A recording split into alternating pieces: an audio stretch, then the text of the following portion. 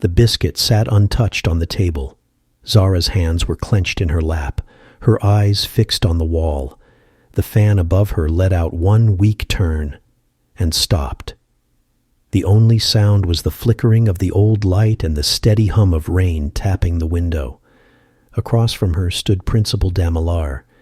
He smiled, warm and kind, the kind of smile the entire school trusted, the kind that opened gates, ended fights, and made teachers sit straighter when he walked in. He knelt down slowly, holding a worn brown file. Zara's name was scrawled across the front, in red ink. "Zara," he said softly, "this room is for the best girls, the girls who trust me." She didn't answer. He reached forward and brushed a small strand of hair from her forehead. Her body didn't flinch, but her fingers, her small, quiet fingers, tightened into fists. "Don't be scared," he whispered. "I'm not like the others. I protect what I choose." He rose, walked across the room, and pulled the curtain shut. Then, without looking back, he locked the door. Click. 3 months earlier, she thought he was the kindest man alive, but that's how every nightmare begins. School assembly. A sea of uniformed students packed under the hot sun. The microphone cracked as the principal took the stage. All eyes were on him, his voice booming, confident, inspiring. He talked about discipline, about destiny, about how this school would raise leaders. Zara stood at the very back, head bowed, sketching quietly inside her notebook. She didn't clap. She didn't cheer. She didn't even look up. But he noticed her. After assembly, he sent a prefect to call her. She followed nervously through the crowd. When she arrived, he crouched beside her near the staff room hallway, smiled, and asked if he could see her drawings. She handed him the book, her hands shaking. He flipped through them slowly. Landscapes, animals, a girl standing alone on a cliff. "Why is she alone?" he asked. "She doesn't fit in," Zara replied. He nodded. "You're different," he said. "That's not a weakness. That's power." He offered her a clean file, a biscuit, a juice box. "I'm starting something," he told her. "A mentorship program, private, just for students like you." Her heart pounded. No teacher had ever spoken to her like that before. That evening, she told her aunt. Her aunt's eyes lit up. She smiled wide and said, "Do you know what kind of honor this is? You must make us proud." The next week, Zara returned to his office. She sat across from him as he flipped through her drawings again. He smiled, asked her about her aunt, about her bedtime routine, about her dreams. "You don't have to hide here," he said. "You're safe." Every Thursday after that, she met with him after school. Sometimes he gave her maths exercises, sometimes snacks, sometimes just sat and talked about how hard it was to grow up without guidance. "You're not like the others, Zara," he'd say. "You see things most people don't." And she believed him. One day during assembly, he stood on stage holding 2 brown envelopes. "This term," he announced, "we begin the Leaders of Tomorrow mentorship, a boy and girl selected personally." He opened the first envelope and read her name aloud, Zara Ayeni. The school clapped. Some girls whispered. Some rolled their eyes. But Zara walked up to the podium, face flushed with disbelief. He handed her the envelope, patted her shoulder. "You've earned this," he said. That night, her aunt cooked jollof rice, called family, told everyone at church. "My niece has been chosen." Zara sat on her mattress later that night and stared at her sketch of the girl on the cliff. For the first time, she drew stars around her. The following week, he stopped inviting her to his office. Instead, he sent a folded note in her desk. "Come to the archive room. After class, Alone. There was no explanation, just a black dot at the end. Zara had passed the old hallway 100 times. It was where unused science chairs were stacked, where the lights flickered, where the cleaners whispered. She had never seen that door unlocked before. No label, no window, just steel and rust. Now it was open, and from behind it, his voice called again. "Zara, come in." Her feet moved on their own. The door creaked as she stepped in. Inside smelled like damp paper and old air. Shelves lined the walls, broken projectors, ripped registers. A single plastic chair, a prayer mat in the corner, a cracked mirror. He stood beside the shelf, hands behind his back. "This room isn't for everyone," he said. "But you're not everyone." She didn't speak. He motioned to the chair. She sat. He placed a new sketchbook in front of her, her name written on it, in red. "This is where we do real work," he said, "the kind that changes girls into women. But it only works if you trust me." He stepped closer. "Whatever happens here must stay between us." She nodded slowly, not because she understood, but because something in her body had gone cold. He offered her a biscuit again. She didn't touch it.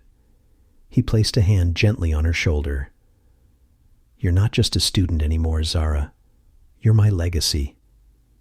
The room went silent. Outside, rain started falling again. Harder now. He walked to the window and drew the curtain closed. Zara's hands curled tighter around her sketchbook. Her lips parted, but no sound came out. Then, click. The door locked again. She didn't move. She didn't cry. She just stared straight ahead. She thought she was being chosen. She didn't know she was being trapped. The rain didn't stop that night. Zara lay on her bed, fully clothed, her back to the wall, sketchbook open on her lap but untouched. The curtains danced from the wind slipping through a broken window pane. Outside, cars passed. Voices called. Life continued. But inside her, something had changed. She stared at the page and saw nothing. Not a single line. She hadn't told her aunt what happened in that room. She couldn't. She didn't even know how to explain it to herself. There were no bruises, no screams, just a feeling. Like she'd left something behind in that room, and it hadn't followed her home. The next morning, she didn't eat, didn't talk.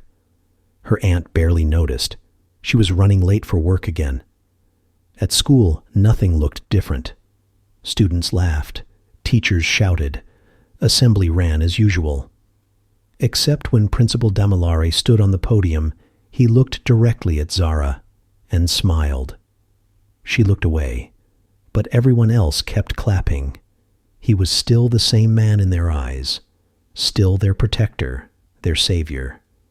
Still the one who fixed ceilings, donated shoes, paid fees for the needy. He spoke with warmth, with poetry, with purpose. Only Zara could see the shadow now. She stopped going to the sketch club, stopped sitting near windows, stopped speaking unless someone made her. When her civic teacher asked why she looked tired all the time, she muttered something about allergies. When a friend saw her flinch as Principal Damilare walked past, the friend laughed. "You're lucky," she said. "He doesn't even know my name."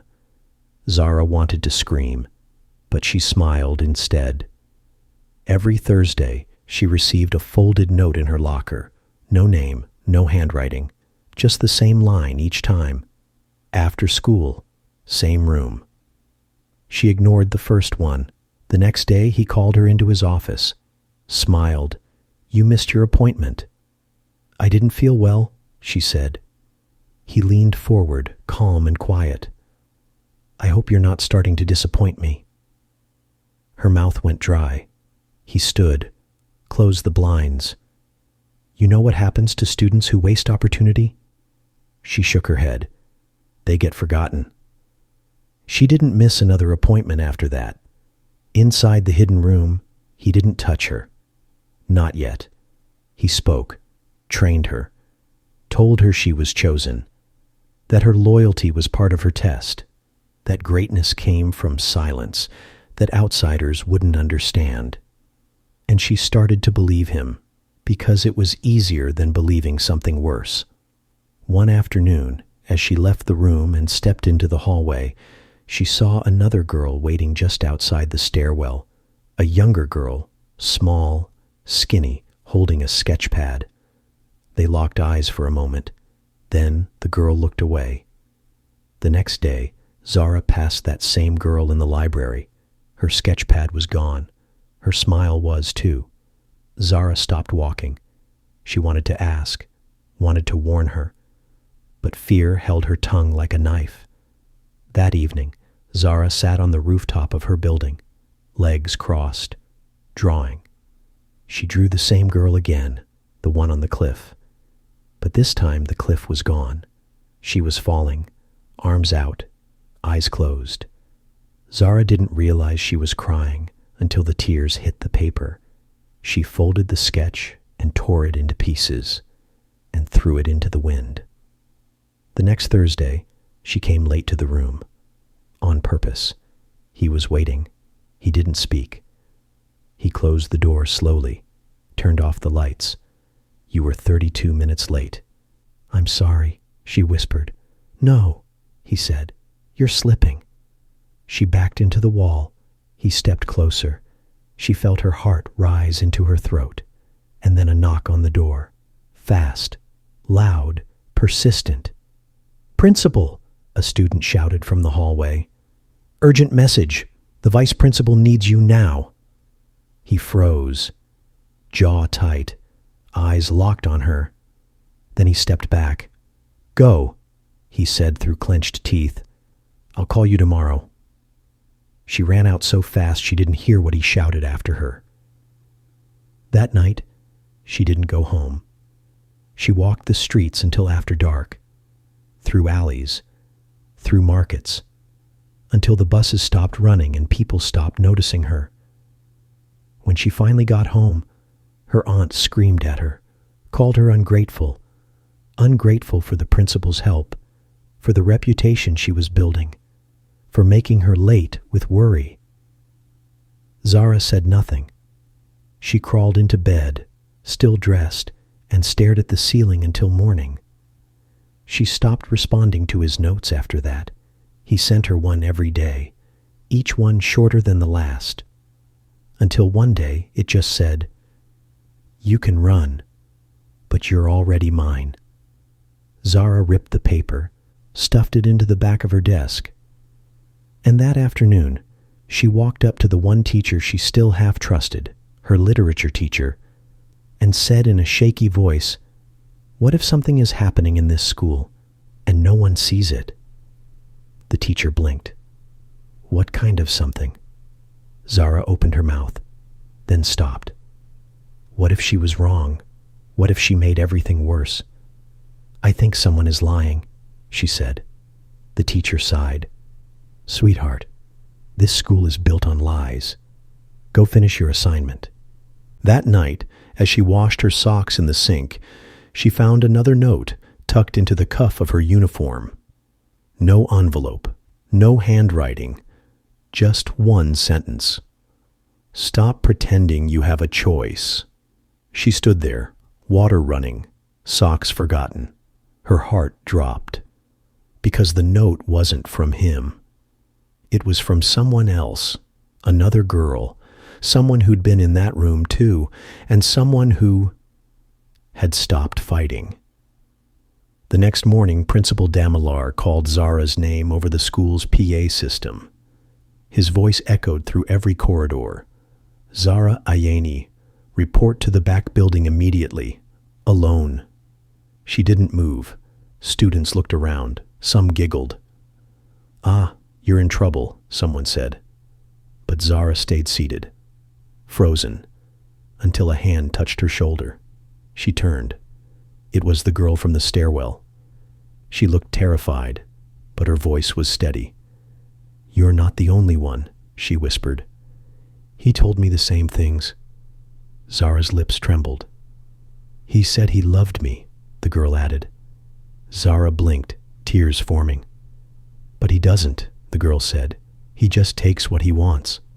They both stood there, in the hallway, surrounded by noise, but wrapped in the same silence. Neither of them moved, until they heard it. Footsteps, heavy, steady, coming down the hallway fast. They turned.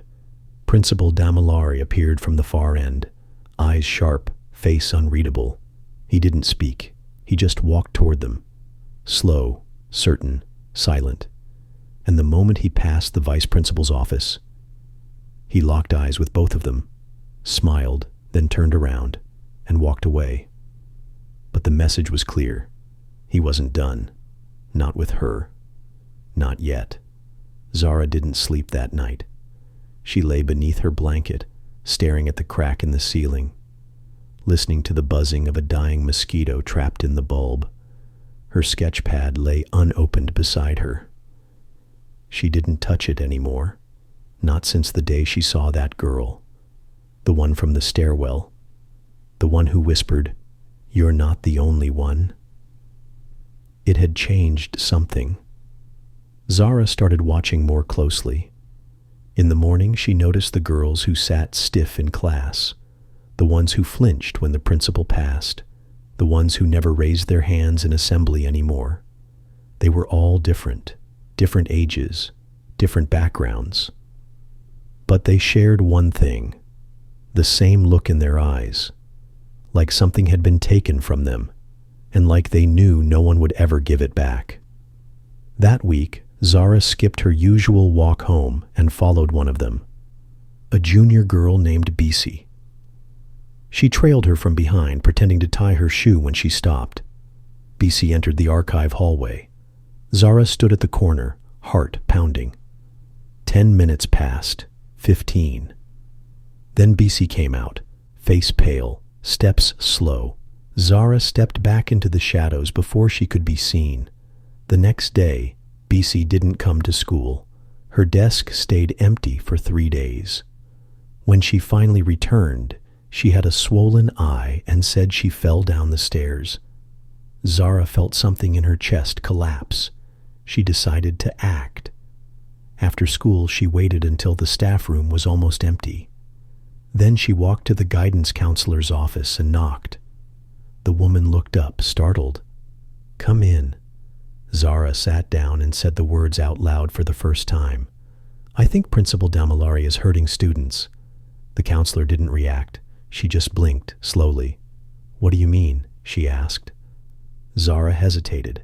Then she began. "Not everything, not yet, just pieces. The hidden room, the notes, the way he talked to her, the girls she'd seen." When she was done, the counselor stayed quiet for too long. Then she folded her hands and said, "Do you have any proof?" Zara's stomach dropped. I don't." The counselor sighed. "Zara, the principal, has worked here for 11 years. He's helped hundreds of students, paid their fees, saved their futures. These are serious accusations." Zara opened her mouth to respond, but nothing came out. "You're not lying, are you?" the woman added. Zara stood up. Her hands were trembling. "No, I'm not." The woman gave a tight smile. "Then let's pray about it." That night, Zara didn't go straight home. She sat on a bench behind the mosque near her street, watching kids play football in the mud. She felt like screaming, but her voice didn't work anymore. She was back in that room, that chair, that moment. Back to the silence. She knew now why none of the other girls spoke up, because no one would believe them.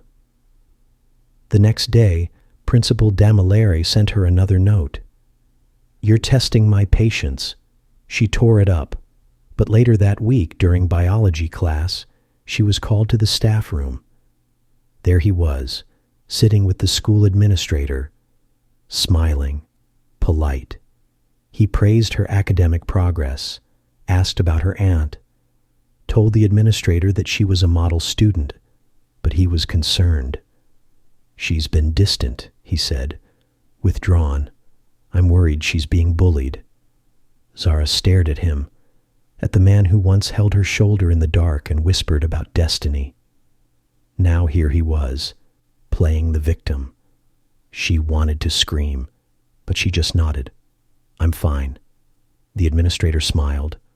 "Good girl."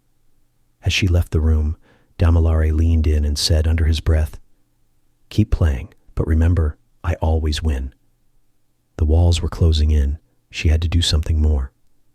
That night she reached out to the only person she hadn't yet, her aunt. They sat at the kitchen table. Zara tried to explain everything, the office meetings, the late notes, the other girls, the door. Her aunt listened. But when she finished, her aunt looked tired, too tired. She rubbed her forehead and said, "Zara, you know how hard life is. That man has done more for this family than your own father ever did. He gave you an opportunity." "I didn't ask for it," Zara said. Her aunt's face darkened. "Stop. Don't be ungrateful. Do you want me to march into school and cause trouble based on stories?" Zara stood up. "It's not a story."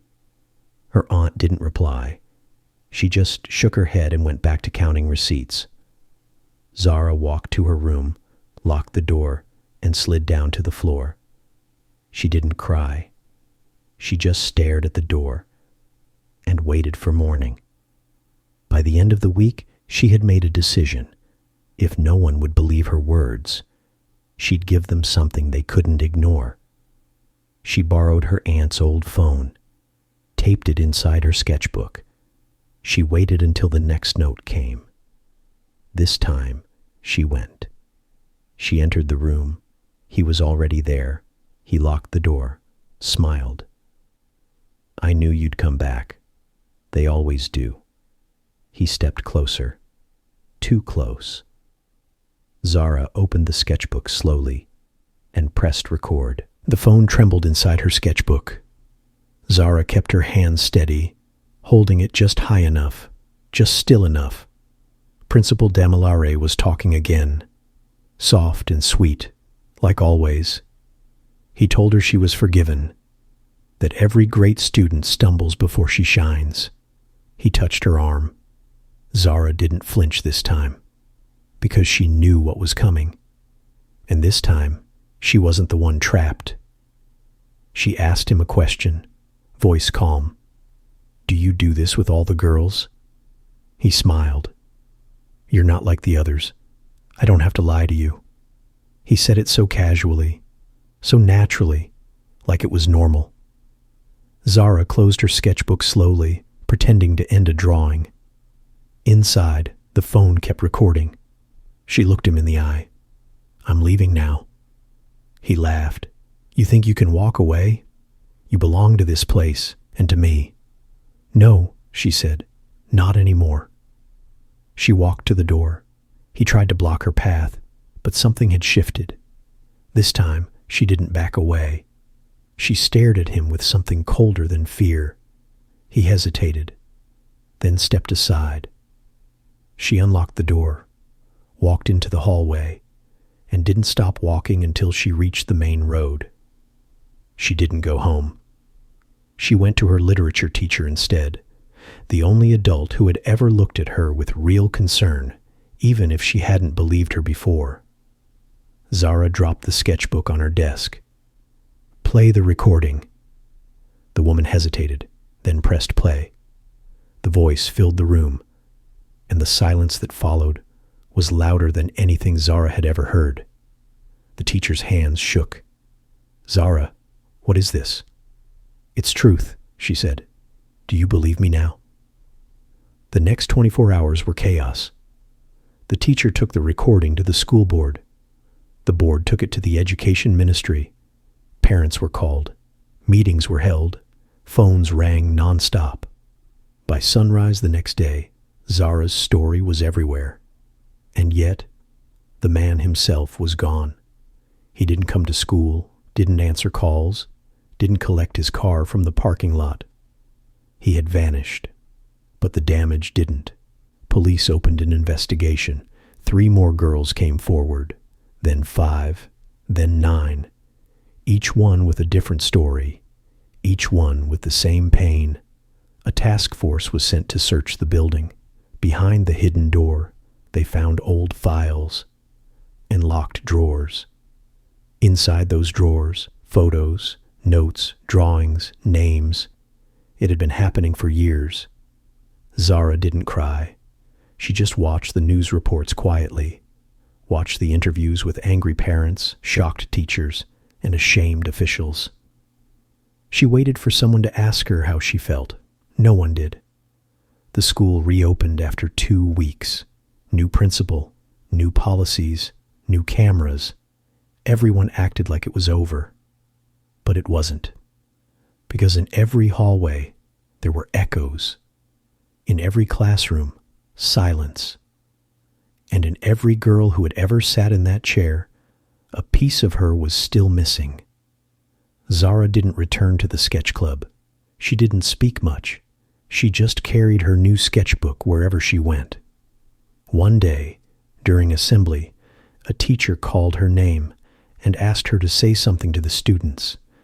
She walked slowly to the podium, stared at the sea of uniforms, at the same place where Damalar once stood and smiled. She held up her sketchbook. "This is what I used to escape." She opened to the first page. It was a drawing of that same girl she'd always drawn, the one on the cliff. But this time, the girl wasn't alone.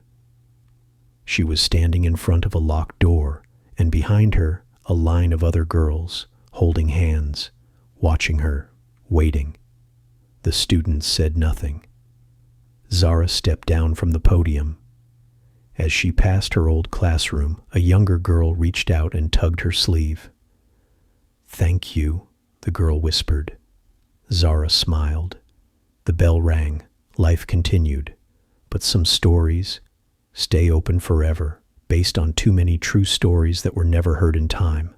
Speak, listen, protect. If this story made your heart stop for even a second, don't scroll. Comment, share, subscribe, because your voice might be the reason someone finds theirs.